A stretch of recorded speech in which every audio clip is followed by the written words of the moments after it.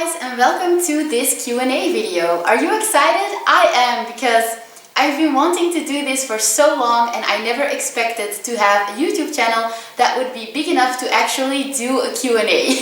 So thank you guys for posting all of your questions and let's dive into them. By the way, this towel is just to protect my clothes from owl poop because Lookie just ate and chances are very likely that she's going to poop in this video. I also covered the couch because I do not want owl poop on my couch. Let's do this. Okay, I'm going to keep the first question for last because it's a complicated one. Okay, so first question by Peter Price. I got two questions. How old is Lookie and where did you get Lookie from? Lookie is 5 years old and she will become 6 in June. So yeah, that's that. And where did you get Lookie from?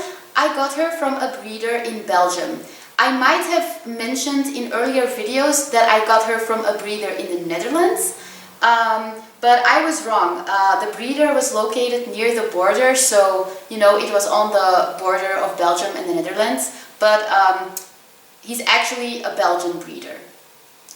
His name is William Vaas, and he doesn't only breed barn owls, he also breeds snowy owls.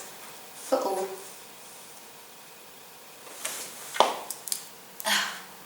I knew it!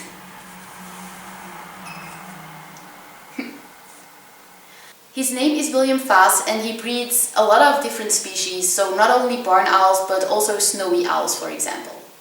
Okay, so second question by Simao W. What are the vet's fees for an owl and do they need to be microchipped? Okay, Lookie is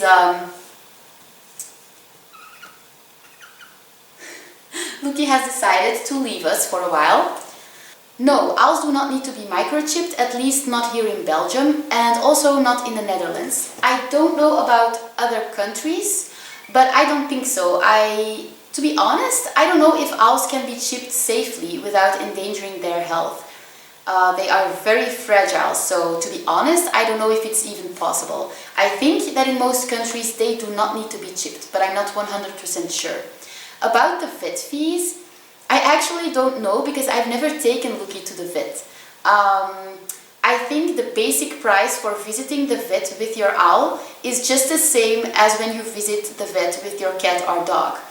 It's just that owls get different diseases than cats or dogs, and so depending on what illness they have and how severe it is and what treatment they need, the prices can vary a lot. Okay, bye! Some illnesses can be treated with a simple ointment and then it doesn't cost a lot, and some illnesses are so severe that your owl will need surgery or a very long treatment, and that she has jumped on my camera again. Lookie! Lookie! This video is such a mess. Anyway, some illnesses need such a long treatment that you are going to get ruined. Some illnesses need such a long treatment because they are so difficult to treat in raptors that it will cost you a lot of money. I've actually uploaded a video about pet owls and vet bills and I will link it in the description box down below so that you can check it out to learn more. Then another question by Simao W. He asks, do I need a license to own an owl in the UK? Well, I don't know, but apparently Bandit 1440 answered, no, you don't need a license as long as the bird is bred in captivity. As I'm in the UK, I hope you don't mind the reply, VH. I do not mind at all. Thank you for commenting. Sorry for the noise, that's Lookie flying around and walking around in my living room. She's really active, but okay. So I guess it's the same in the UK as in Belgium, because here in Belgium you don't need a license either. You don't even have to be able to prove that you have experience in caring for raptors. As long as the owl is bred in captivity and you are able to prove that by showing a CITES document whenever you're asked, then it's a-okay. So it's very possible that you don't need a license in the UK. He also asked, how much does an owl cost to buy? Well, that really depends on the species. Barn owls are very cheap. They can cost you between 50 euros and 100 euros. So that's really cheap, but other species might cost you more than 1,000 euros or even up to 10,000 euros. It really depends on the species. Bandit 1440 says depends on the breed, as I've said. Typical cost for a barn owl is £200 or less in the UK, same for a Bengal eagle owl. Yeah, that's very possible. Here in Belgium, a barn owl will probably cost you 80 euros, 70 euros. It depends on what the breeder asks. He can choose his price, to be honest. So yeah, there will be breeders who ask for 200 euros, which is a lot for a barn owl. I'm not going to say how much I paid for my barn owl because I promised the breeder not to tell anyone, but I did not pay over 100 euros. So now you know. Another question by a name that I cannot pronounce. I think this person is from Norway or something. I'm so sorry, but I cannot pronounce her name. He or she asked, technically you did mention that we could ask you Elke questions as well, right? I adore Lookie, but I want to know more about you too. That's so cute! How did you grow up? How was school for you? What or who inspires you in life? And are you really a hippie? There are other questions I would like to ask you, Elke, but more for later. Thank you once again for being your lovely self. Aww, and for sharing with us your adventures and challenges in life, both with or without Lookie. You're so sweet. Okay, who inspires me? There are lots of people who inspire me. First of all, musicians who write music about what they've been through in life and who are able to bring over the intensity of the emotions they were feeling during such a life event. Such musicians inspire me so much. And just let me give you some examples. For example, Christina Aguilera wrote a song, I think it's called Oh Mother, and the song tells about her father who was abusing her mother and eventually also his children, and her mother found the strength to leave him the day he laid his hands on the kids. And there is a part of the song where she sings in such a way that it just touches your heart. You can feel the pain they went through in her voice and how hard it was, what a struggle it was, and how courageous they were. And you can also feel how it still affects them every day. You can feel in her voice that she still experiences a lot of emotional pain because of the trauma she suffered. And I think it's really important that people make such music because I think it can heal people. When people listen to a song they can relate to, they can grieve about the past and then move on. And that's why such musicians really inspire me. Another example is Sia. She wrote Angel by the Wings, and the lyrics, and she's gone again. And the lyrics just touch me so much. I'm just gonna read a small part of the lyrics. Take an angel by the wings, beg her now for anything, beg her now for one more day. Take an angel by the wings, time to tell her everything, ask her for the strength to stay. And I'm gonna cry on this video. Those lyrics touch me so much. They touch my heart because, first of all, I had a friend and he took his own life. I'm sorry that I'm getting emotional, but I have a friend and he took his own life last year, and he was one of my best friends, and I know how he felt when he took his own life, because for such a long time I have been struggling so much with my eating disorder and with my ADHD that I didn't even knew I had, and I was a very unstable person, and I've always known that there was something wrong with my brain and that was the reason why I stayed so sick. I just knew in my heart that was the reason I wasn't able to recover from my eating disorder. The problem was that no one wanted to believe me.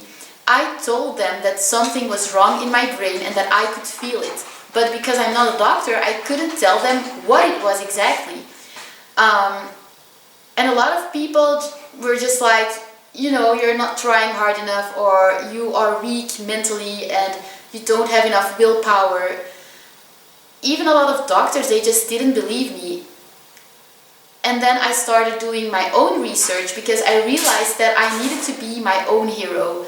I realized that no one was going to save me but me, you know? So I started doing my own research and I started to connect my own dots. And I persevered through it all, even though doctors didn't want to believe me. When I told them, you know, thank you for all of the feedback you're giving me, but all of the things you're telling me, I already know. And I still think there's something wrong with me, something else that makes me unable to resist a binge. And they acted as if I was just finding excuses or looking for excuses to be able to binge. And that wasn't the case at all. I tried so hard, but I honestly felt that it was impossible to overcome this eating disorder. And I now know that it actually was impossible to resist the urge to binge. Because apparently, when you have ADHD and when it stays untreated for too long, it can cause people to develop a serious eating disorder, because your brain needs the ADHD medication, and if it doesn't get it, it's gonna find other ways to cope with the ADHD. I'm not saying that people who choose not to take medication for their ADHD are wrong, not at all, but I mean, you can have severe ADHD and you can have a little ADHD, and I think that makes a big difference. And I had such severe ADHD that my mind and body tried to find a way to cope with the inner restlessness. My mind tried to find a way to self-medicate, and binging was the way.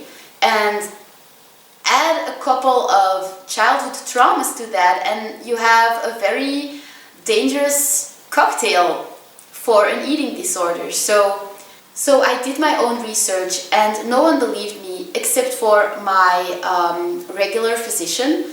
She didn't necessarily believe me right away, but she took me seriously. And she was able to say, like, okay, you think you have ADHD, then we'll just test you for ADHD. And after I had done all of the tests, they told me, you know what, it's extremely clear you have severe ADHD and you need to be medicated. And the day I took the first pill, I take Ritalin.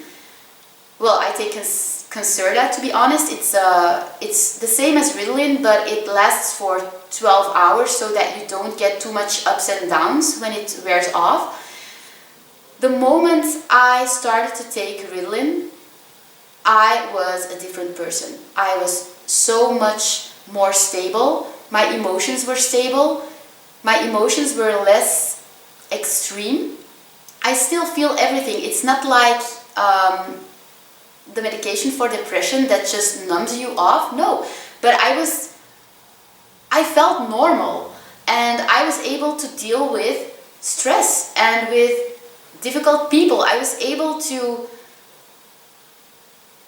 think like normal people, and I became so much more mature. And the day I started taking Ritalin, the binging stopped. Like that. I was just over it. I didn't have so much anxiety anymore. I still feel a bit anxious sometimes because the eating disorder itself didn't go away, but the Ritalin makes it possible to fight the eating disorder, and now it almost feels like it's effortlessly.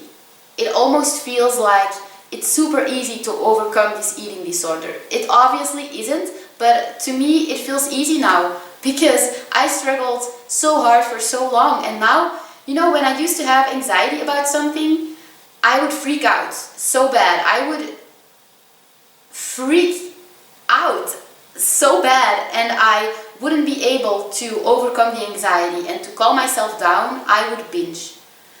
And now when I feel anxious, I just deal with it. I'm just like, okay, this really sucks, but you know what? And I'll just tell myself some rational things, and I'll just talk to myself, and I am able to calm myself down now. So, well, this is becoming a very long story, but anyway, because of the fact that I persevered and that I decided to be my own hero, I was able to get the correct diagnosis. And when I did, my life was changed forever. And I'm so glad that when I was struggling so badly, I found the strength to carry on just one more day. Do you now understand why those lyrics mean so much to me? One day can honestly make the difference between life and death. There were moments where I actually considered taking my own life. And that would have been so tragic. There were a lot of moments where I was so scared because I knew, like, if this continues for too long, I'm not gonna find the strength anymore to continue with life. I was in so much pain, mentally, emotionally, and my eating disorder caused me so much trouble. I cancelled dates with friends, I disappointed family, I was ashamed a lot of the time. Every time I binged, I had such a hard time, I struggled so badly. But every time I found the strength to pick myself up and just try one more time. Even when people were telling me, you know, you're never going to be able to stop binging. You're just too sick, there's something wrong with you, you're too weak mentally, you're too effed up. Even when people were trying to, I don't even think they did it consciously or on purpose, but a lot of the times, you know, I kept searching for solutions. And until I found the ADHD solution, I always found the wrong solutions. You know, after a binging spree, I often went to my friends and I told them, you know what, I picked myself up and I'm gonna try again, and this time I won't binge again, I won't ever binge again, and I'm going to succeed, and I'm just gonna try this and this and this. And they would look at me like, yeah, whatever. And my friends are the most supportive people in the world, and they've always, they've always believed in me, but, you know, there were times where they were just like, you know what, Elke, you should get yourself admitted in a hospital for eating disorders.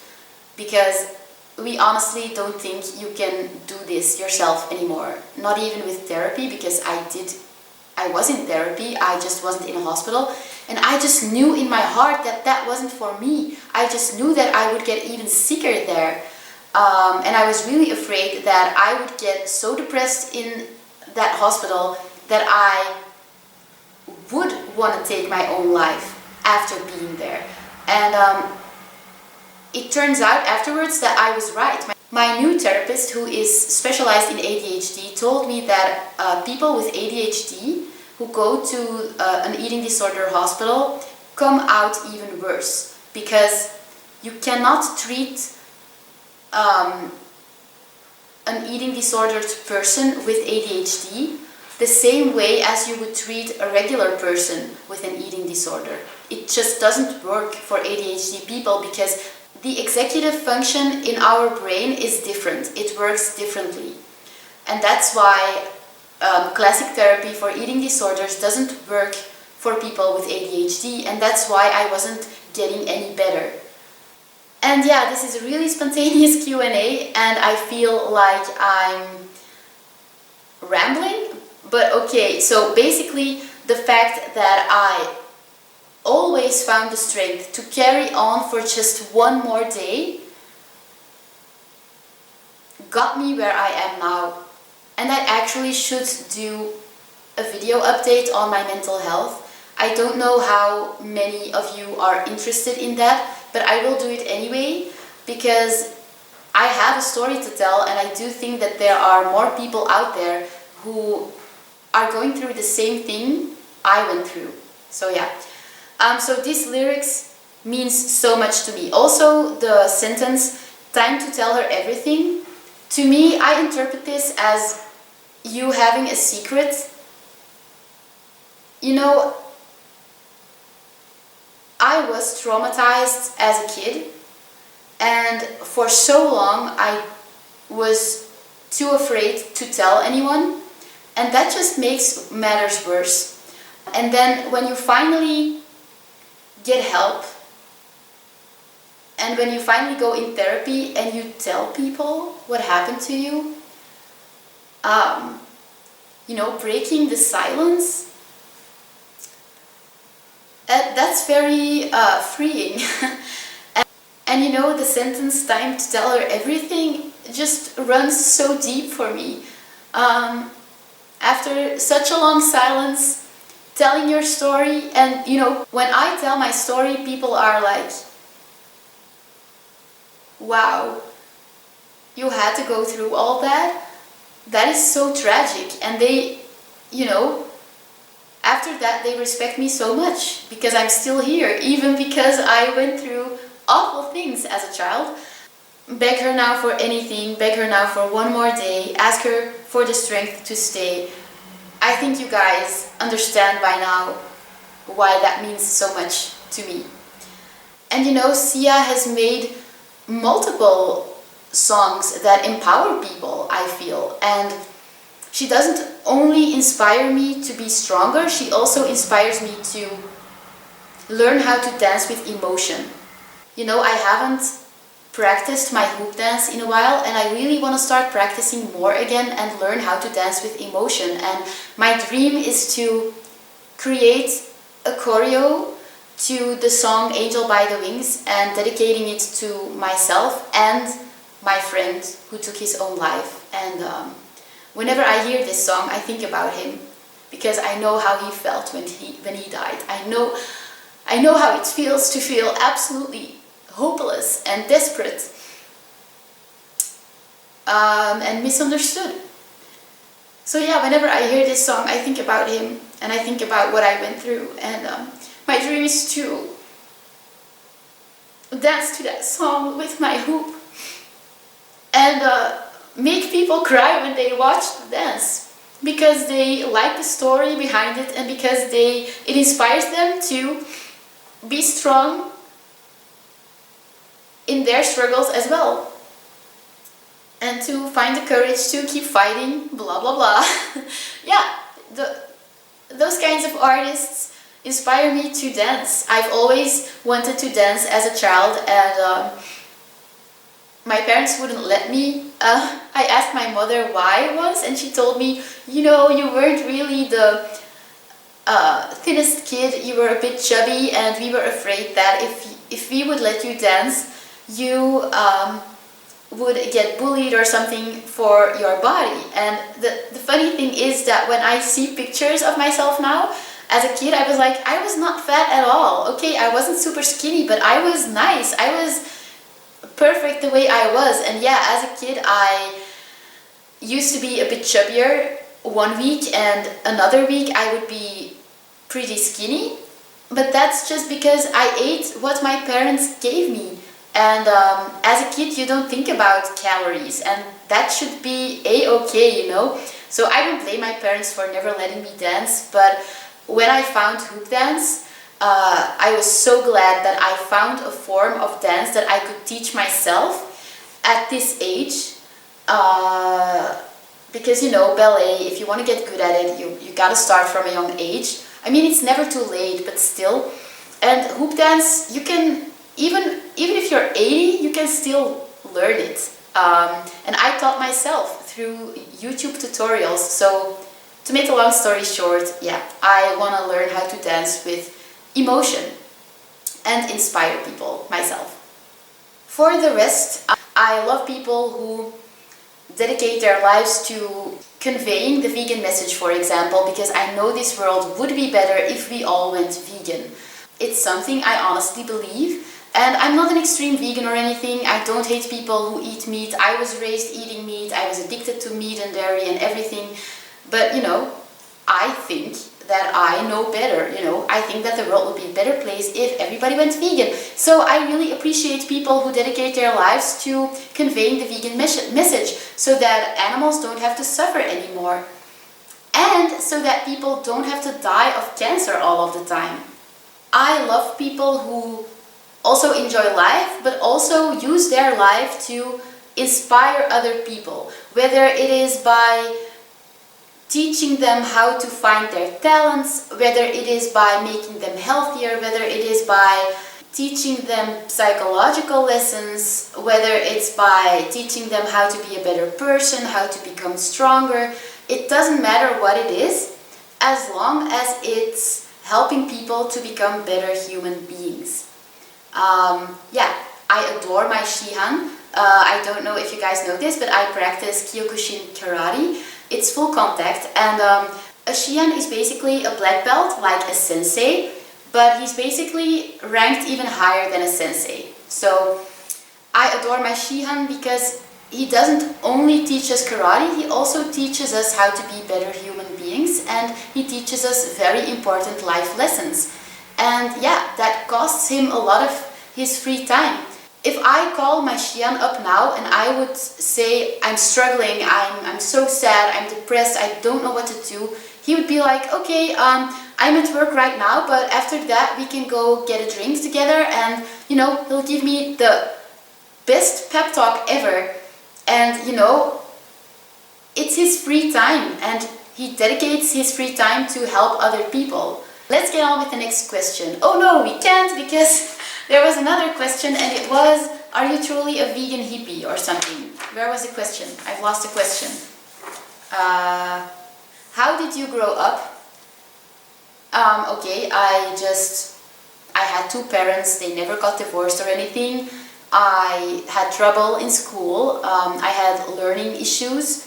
I had to be, well, I was very disciplined as a kid, so I forced myself to study so hard so that I got better and better at school every year. And, you know, everyone always told me, you're stupid, you won't be able to go to college or university, and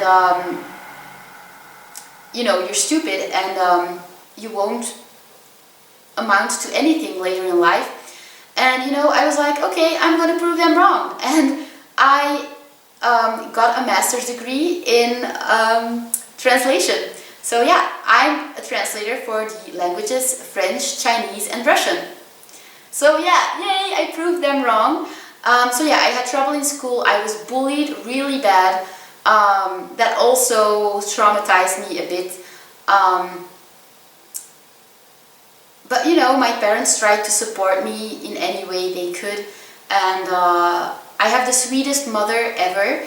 My dad is a bit special. He's actually kind of famous, and I should do a video about that. He's kind of famous in America. Have you guys heard of the moon heist, or what was it called? You know, the moon rocks that were stolen from NASA? Have you guys heard about it? Please comment down below if you have, and if you want me to make a video about that, because yeah, that was my dad. So yeah, my dad is a bit special, but I love him, and he's a nice guy, you know. So yeah, my parents really cared about me. And how did I grow up? I had a pretty normal childhood. Okay, I know that I did mention that I was traumatized as a kid, but I do not want to go into detail about that because that's something really personal. And it's not like I don't want to tell you guys, but it's something really personal, and there were also other people involved, and even though they traumatized me, I want to protect them. You know, it's just better that way. So that's why I don't want to talk about it. But you guys don't have to worry, I'm okay now. And then, am I truly a hippie? No, I'm not a hippie, and I do realize that my YouTube name is kind of not suiting me. I mean, the vegan part is because I eat a plant-based diet, but I shouldn't call myself vegan yet because I still do have products in my house that aren't vegan.